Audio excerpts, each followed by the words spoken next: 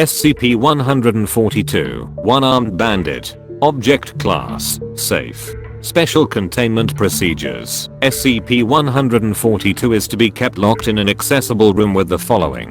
1 table with surface area no smaller than 75 cm by 75 cm. 1 stool of adjustable height. 1 wall clock, electric, to be kept visible and running at all times when SCP-142 is in use. Access to SCP-142 is permitted only with express written consent of Dr. Data expunged or other level 4 personnel. Staff assigned to SCP-142 must not have any personal or family history of compulsive gambling nor gambling addiction. Staff assigned to SCP-142 are not to make any physical contact with the device under any circumstances.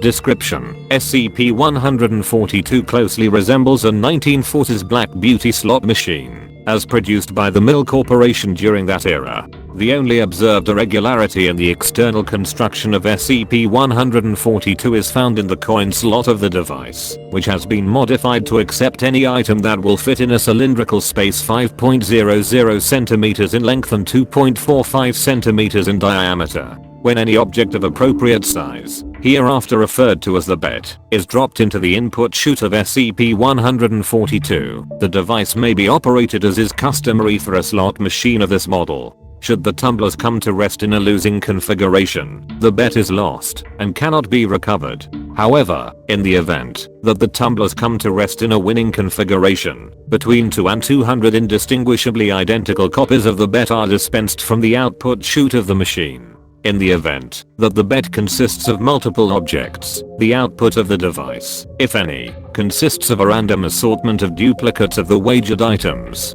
Test data reveals the median payout from winning configurations to be 10 items, regardless of the number of items inserted. Human subjects allowed to interact with SCP-142 are affected by the object in 3 unique stages. Stage 1 begins immediately upon direct or indirect physical contact with the lever of the device. Subjects demonstrate mild giddiness and demonstrate a greatly diminished sense of the passage of time. If the subject has not exhausted the supply of betting material after 28 to 34 minutes of play, he or she will gradually enter the next stage. Subjects at stage 2 appear compelled to bet larger and larger quantities of provided betting items, 20% of remaining material, until supplies are exhausted. Subjects also express the delusion that they are winning more frequently as a result of their altered betting strategy. In spite of this belief, the frequency of payout seems to be somewhat reduced at this stage.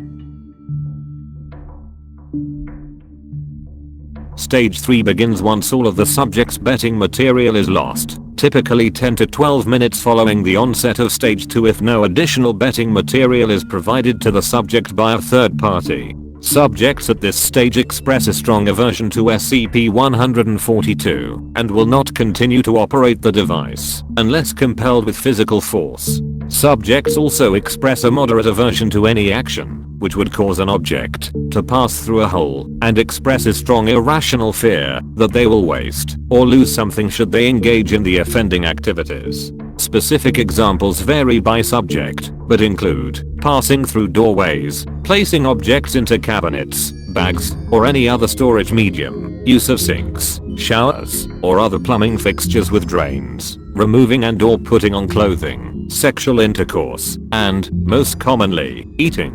Roughly 62% of subjects that reach Stage 3 will expire due to starvation or malnutrition, unless actively compelled to eat or provided nutrients through other means. Any subject restrained or otherwise removed from interaction with SCP-142 during Stage 1 will recover in full within 1 hour. However, Stage 2 subjects separated from the device will enter Stage 3, and the effects of Stage 3 have proven permanent in all cases. Subjects in Stage 3 should be terminated at the conclusion of each experiment. SCP-142 was recovered on data expunged from an abandoned antique dealership in Data Expunged, Ohio, following a tip from Data Expunged. Records from that area indicate that the shop owner died of starvation roughly 5 years prior to retrieval of the device. Addendum 142. 1. On data expunged in the course of an approved experiment, SCP-142 was temporarily disassembled, and each piece catalogued. The construction of SCP-142 proved unsurprising for a slot machine of this make and model, with 2 exceptions. Component 142-0046, the lever of the device, was found to contain several unexpected alloys, including data expunged. Contact with the lever has no effect when it is not connected to the rest of the apparatus. Additionally, as mentioned previously, the coin slot of the device is extensively modified to accept objects larger than coins. The most notable element of the custom chute is component 142-0524, a small chamber composed of thin pewter plates. 142-0524 appears to serve as both the holding mechanism for betting material and the dispenser for payouts. The means of interaction between this component and the rest of SCP-142 is unclear. However, due to the highly fragile construction of component 142-0524 and its presumed relationship to the device's duplication properties, further examination is prohibited without O5 consent. Addendum 142-2. With the permission of O5 data expunged, personnel may now submit appropriate materials to be used with SCP-142 for potential multiplication. Requests should be submitted in writing to Dr. Data expunged. End of file.